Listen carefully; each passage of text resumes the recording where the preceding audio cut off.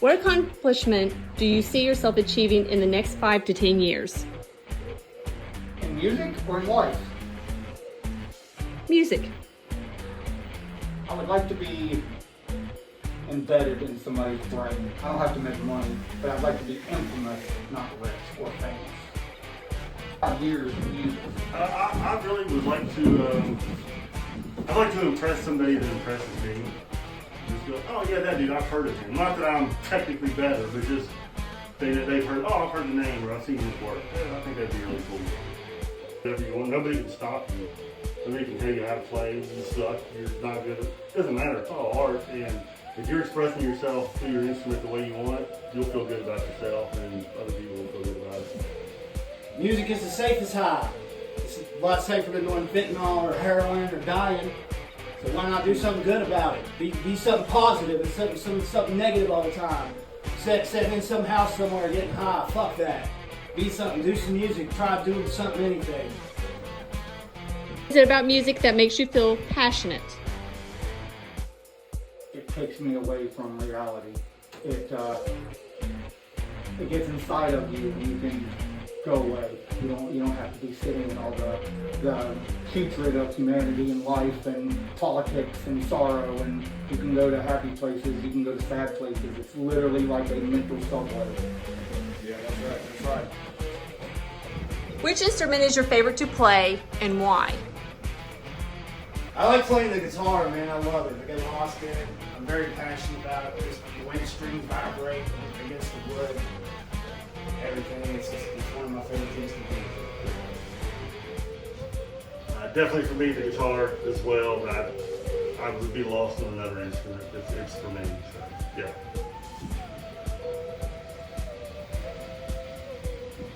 What is it about music that makes you feel passionate? Really the feeling I get when I play and you can feel the energy from the speakers moving the air coming back at you. It's a big circle of energy and it really feels great. And it's escapism too. You can go anywhere you want.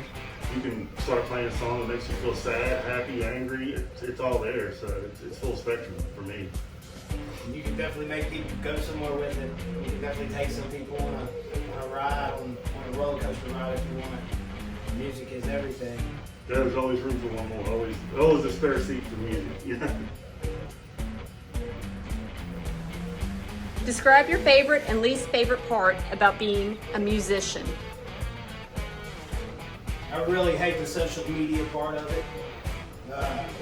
How it's all ran by an algorithm and you have to pay for ads and all that stuff. And it's just like, man, you really have to put the time in to grow your fan base. It's like, the whole deck's stacked against you. So to me, it's like, it's not fair to begin with. I'd much rather sell you a CD than have you go to Spotify.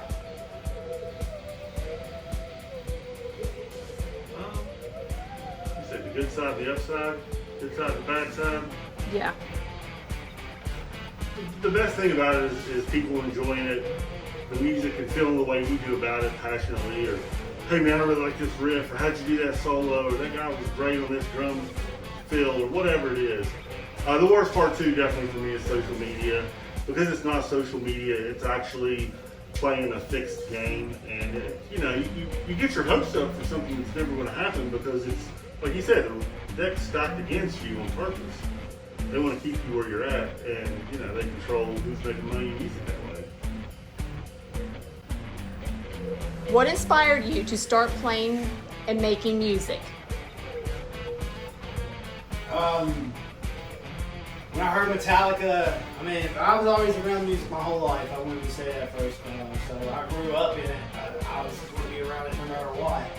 But the first time I heard Metallica, it was like, hey man, something's up. It's time for me to grab something and try to, be something like that. So that's where it started for me. I'm going to say Metallica as well. Master of Puppets, I'll never forget listening to it the first time and just being just blown away. I hadn't really heard anything that, I hadn't heard anything like that. It really took me, it was a good way to get some aggression out. And there were skilled players at the same time. It had a lot to offer, so yeah.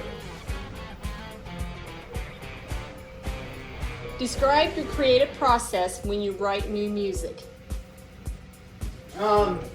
Usually I'll come up with an idea or something and then make a drum. Feeling, I gotta work on feeling a lot. If it don't feel right, I'll move on. Once you start getting so fast and boom, boom, boom, boom, boom, you lose it. You lose the groove, you lose the listener. I don't want to lose my listener. I want to keep them interested. So I always try to go work on feeling more than anything. If it don't feel right, I won't pursue the idea.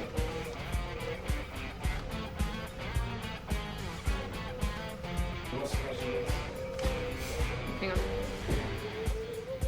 Describe the creative process when you write new music.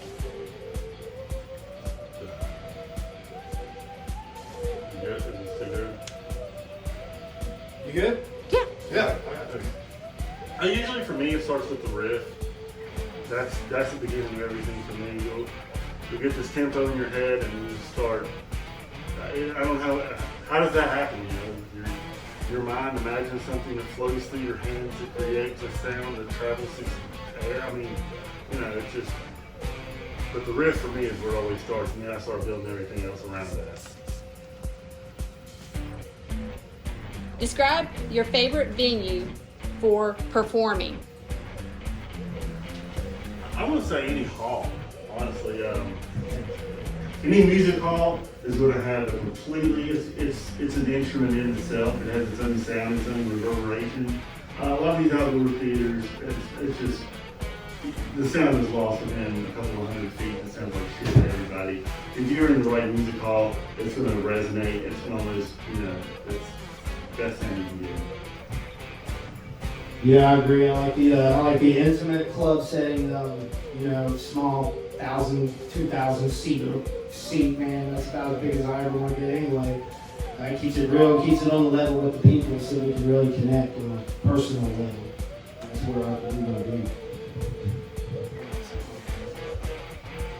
Tell me about your favorite performance in your career. Oh yeah, that's an easy one. It was Cradle of Filth at Harpo's in Detroit, Michigan. We ended up opening for them, and somehow it worked out where we got to go in right before Cradle of Filth. So the crowd was ready, and we really blew them away, man. I remember people really didn't know what to do. It was a great night. I'm gonna have to say for me, it was with Exodus in Huntington, West Virginia. We were on fire. I mean, they should have called the fire department halfway through the set. we were smoking, just tearing the songs up. They were better than they were on the album. I couldn't believe how tight the entire band was. It was a really good night.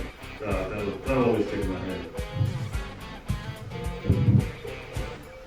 Describe your worst performance and what did you learn from this experience? Oh man, one night right before we got ready to go on stage, somebody grabbed me and they said, "Hey, some of your friends are fighting outside. Come on!" And like a dumbass, I just was like, "Oh, probably we're gonna get involved in this." And I did, and it was over with the bar owner, and I still had to play the show, and it was a horrible night. And so I learned some good lessons that night. What not to fucking do. I mean, they're all experiences. Hell, shows like a sex partner. I mean, they're all a little different. To me, the worst that I can recall was this place in Huntington. And as soon as we got there, these guys were like, you know what, this next song is fuck Charleston, where we were from. And you know, they were waiting on us, and we had to pretty much fight our way out of the bar after we played our show. It was crazy. So yeah, never really experienced anything like that. I'm sure those guys hope they never have to experience anything like that. That's the end. I'm sure they found out. What's the best piece of advice another musician has given you? I don't know, I'll let you take this one. I know you guys. I want to say the best advice anybody ever told me was don't sell fucking tickets, man. If you're playing a venue that can't draw a crowd anyways, you're wasting your time. A bar that sells alcohol should never depend on an artist to make them money. And if that's how it is, you know, don't do it. Don't do it. You'll get noticed enough by somebody. They'll make arrangements for you. I promise. That's called business arrangements.